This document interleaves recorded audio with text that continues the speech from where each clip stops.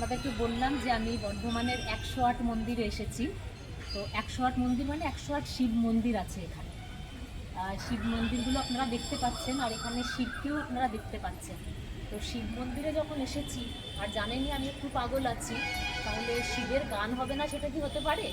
তাই একটা গানের কয়েকটা লাইন শিব ঠাকুরের জন্য যদি করি কেমন হয় বলুন তো? শুরু করা যাক। শিব ঠাকুরের গলায় দোলে বইচি ফলের মালিকা, শিব ঠাকুরের গলায় দোলে বইচি ফলের মালিকা।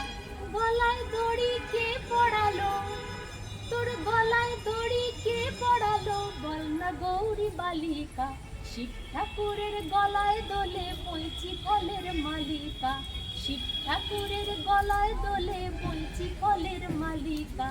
গলায় দড়ি কে পড়ালো, তোর গলায় দড়ি কে পড়ালো, বল না গৌরী বালিকা।